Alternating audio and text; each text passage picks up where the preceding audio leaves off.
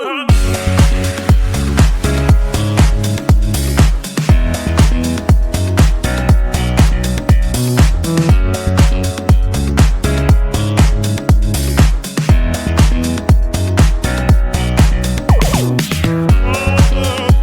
Dys Dyvas podcast starts now. Welcome to the latest episode of the Dys Dyvas podcast. The Dys Dyvas, where two friends with dysautonomia decided to ditch their salt and vinegar chips for a support group that's the perfect blend of sass and self-care. Join us for some serious belly laughs and a healthy dose of sarcasm as we navigate the ups and downs of chronic illness together. Today's episode: This summer is not a bummer. How to beat the summer heat when you have chronic illnesses.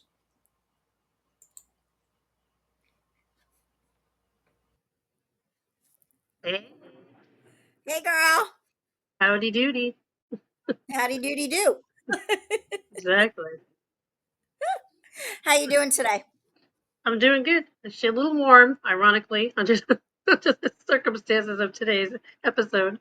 It's getting a little stuffy in here. Well, perfect topic, right? I mean, you do live in hell or Florida. Yeah, we I are could like, not, I couldn't live there. Not with the dysautonomia. So how the hell do you manage? well, it's a little more challenging now because dysautonomia and the heat are not friends. No. But our central air system decided to crap out on us.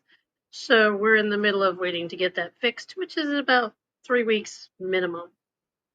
So we're Oh my surviving God. with window units. Yeah. So it hasn't been pleasant. I have not been pleasant some of the time because the heat just saps me. I can't go in my kitchen and prepare a meal because it's Yeah. too hot. I mean, I literally went into the kitchen and I had chicken breasts and rice, and the rice was already just taken out of the microwave, and the chicken breasts were already cooked, and I was just getting ready to plate them.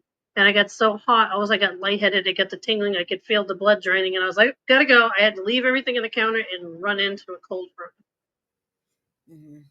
I'm sure this doesn't sound unfamiliar to anyone who has dysautonomia or any other chronic illness, but we have to be prepared when we're in the summer. We don't want to not enjoy summer with our friends and family, or go see that movie, or go to the mall, or go to the beach. Although the beach is tricky, it can be done. There are just some precautions that we need to take so that we can actually enjoy these things and not end up in the emergency room.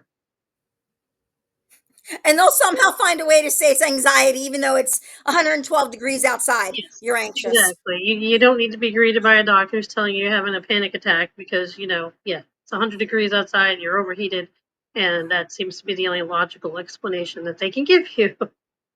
You know what people I don't think understand? And I did not know this either until I was diagnosed, that dysautonomia is a chronic state of dehydration.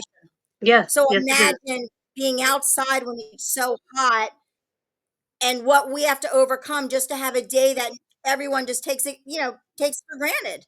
Mm-hmm. Go to Exactly. the pool, do whatever. But when you have an attack like that and you just, you know, you feel that, first of all, for me, I feel like my heart goes out of whack.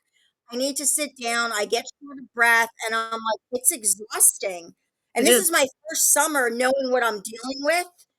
So I'm excited about this episode to learn more tips and tricks of handling the heat. And how do you how do you prevent more episodes when it's really, really hot where you live? When you live in hell. In Uh, hell. in Well, Hell's actually, Kitchen. Las Vegas was hell, but well, Florida can be hell too because it's so damn hot. Yes. Um, I go from an air conditioned room, pretty much, to an air conditioned car. I mean, Tim will start the car ahead of time so that the AC will start flowing. Um, Nice. I always leave with bottles of water and packets of Liquid IV, and no, they're not a sponsor. They can be if they want to, but they're not a sponsor. Electrolyte drinks, any type of electrolyte drinks. I have a Right. baggie, so we'll take ice or like those cold packs in a Love backpack, those. water, electrolytes. Sometimes I always have a little fan in my purse. You can get them off of Amazon. Some people like the ones you put around. Yep, it's like you put around your neck. We tried those. Personally, I felt like it just blew more hot air in my face. So Oh, wow. that's my opinion. Some people like them, so to each his own. As Yeah. long as it's a fan, but a little fan that you can use to cool yourself off if you're standing outside, like waiting in line for something, and there's no other alternative, and you're dying in the heat. The fan, cooling towels. I believe the company is Mission, and there are other companies out there. You can find them in like sometimes they're even in the Dollar Tree, sporting goods stores, and the towels that you just get them wet and they get cold instantly. You wrap them around your neck. It's essentially you get it around your neck because that'll help cool the rest of your body. You can also, tap your forehead. You can get those giant water bottles with misters on them. So if you can take a sip of water and then spritz yourself in the face or spritz your body to help cool yourself off. They have numerous types of little portable air conditioning units that you can get from Amazon. I hesitate to call them air conditioning units, but you can actually dump ice into them. So when the fan blows on you, you're actually getting cold air. That's Nice. so essential. If you're going somewhere where you can put up a tent or an umbrella, absolutely do that. You're going to need to make sure you're in the shade. You need to make sure you're hydrated. If you're not good at drinking a lot, I mean, you do need to drink during the day. That's absolutely essential. But if you know you are going to go somewhere where it's going to be extremely hot, I would suggest getting a saline infusion the day before you go. It's just my recommendation. A lot of potsies out there do get saline infusions. Check with your doctor first, of course, to make sure that's the appropriate course of treatment for you. But everybody gets dehydrated. In the summer, it's so much easier to get dehydrated. So think about With it. the drinking too. Right. Yeah. We're already in the hole before we start our day. So we can't possibly consume enough liquids drinking them to hydrate us Right. appropriately. So if you go get a little help, you can go to an IV lounge. They're all over the country. You can just walk in and pay X amount of dollars and get one done in an hour. You're out the door. Um, They're private pay though. That's the only problem. Like being on disability, it's like it's a luxury that I wish I could. right. I just can't afford.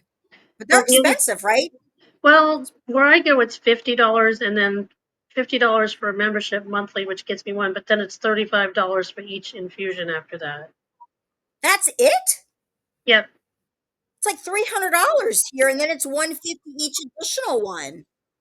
But yeah, $50 each month. But yeah, and it's just saline now. I mean, a bag of saline costs like $5, so they're making a lot of money off of it. But Yeah, your they body do. needs it. It's cheaper than going into the emergency room, being sick, and having them give it to you that way. Um, $5,000. yeah, that bag becomes really expensive really fast. So you've got that. I mean, but that's an option for someone. Say you've got an outside wedding that you've got to go to, and you don't want to disappoint your sister, brother, mother, cousin, whatever. And Yep. as soon as you hit the beach, even if it's shaded, you're going to start feeling like you're dying inside really fast. If Yeah. you're hydrated the day before with an infusion and then you're drinking the day of, chances are you're going to survive it. I would suggest having like a little parasol or something just to keep you out of the shade and stay hydrated, and you'll be able to make it through the event. But I would not advise hanging out on the beach for the rest of the day. Limited exposure to sun, limited exposure to activities. Nothing. Don't even play volleyball. As much fun as it is, watch everybody else doing it, but just lay back. Or if you're near a hotel, go inside the hotel and cool off. If people are outside, and then you can go back out and and do greetings and hi to everybody, and then go back inside and get your chill on again. Just use all the resources that you have. I mean, even if you're out at a theme park, um, who's currently changed their rules about what they can do for people with disability and are no longer being disability friendly, that's a whole other story. But if you know, Really? if you know that the DAS pass has changed, and most people that have POTS, they don't consider that a qualifying disability for DAS pass anymore. Wow. And long Wow. story, not just that, just other chronic illnesses and things that before they would be accommodating and now they're just not accommodating at all. That's terrible. Until it happens to them, then they'll be like, "Oh, we got that one wrong, idiots." Yeah, that is, What I idiots? say that there will be more uproar coming in the future over that. But until you're able to do that, again, go in. If you need to use a scooter, do not be ashamed to use a scooter. Do not be ashamed to utilize devices that help you live your life. And don't worry about what everybody's thinking. You think, oh my God, I'm so embarrassed. Everybody can see me. I'm in a wheelchair. Blah, blah, blah. Who cares what everybody else thinks? Care about yourself. You're there to have a good time. Do to the best of your ability. You're going to have a good time. If somebody around you is not having a good time, that's not your problem. That's their problem. Nobody's staring at you, Truth. honestly. I mean, they're too focused on whatever the next fast pass or the next ride or whatever. They're really not looking at you. It's, and this is going to sound a little weird.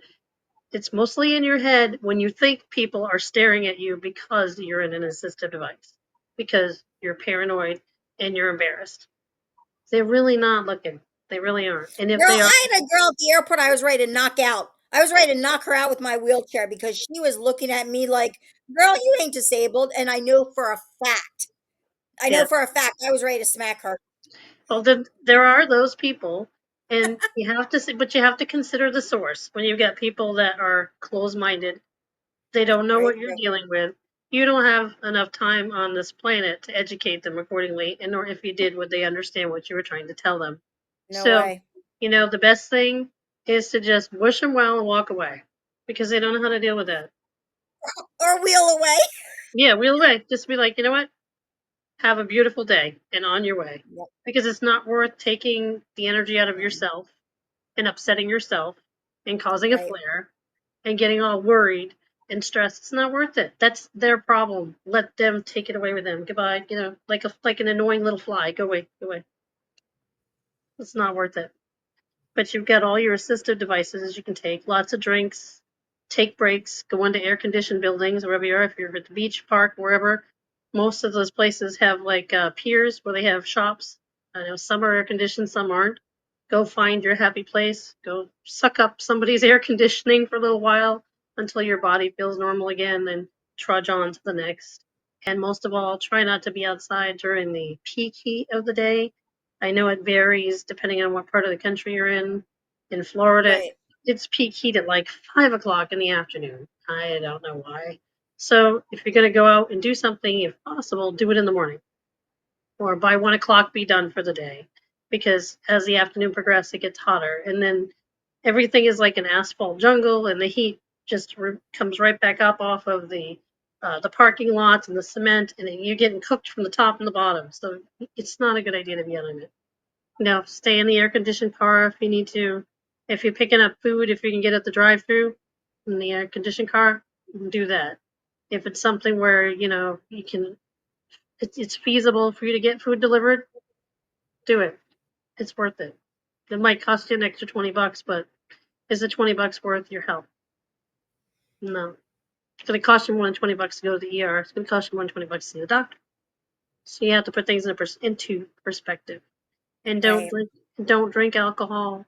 I mean, I know it's a hard thing to say because people like to have a drink, but that will dehydrate you so much worse. Stay away from alcohol, especially during the heat. Make sure you stay hydrated. Try cooling shirts. Like the cooling shirts you can buy online. They have ice cooling vests that you can buy on Amazon, or just bring some ice packs with you. You get hot, just start cooling yourself down, spritz yourself, whatever it takes, but get out of the heat as soon as you can and just chill. You get a little mini tent you can put up on the beach. Don't you have a little tent that you can put up when you go to the beach? No, Umbrella? we have a tent that we when we go camping. Yeah, Okay. I haven't ventured out to the beach yet. I can't be around a lot of people right now, so I'm still kind of housebound. But you gave some really good tips. Really, really good tips. Yeah, I'm sure there are plenty more out there, but I mean, those are just some general ideas as to what you can do to try and keep yourself comfortable. Um, and eat smart foods too. Don't eat heavy foods in the heat. Don't eat spicy foods. Don't eat greasy foods. Eat light foods because once you start eating, then the blood goes to your stomach and it's trying to digest that. And if you've eaten something heavy, you're going to have a problem. The imbalance is going to kick in and your dysautonomia is going to flare. Just stay away from the heavy, greasy, crappy stuff. And when you get home, if you want a nice dinner,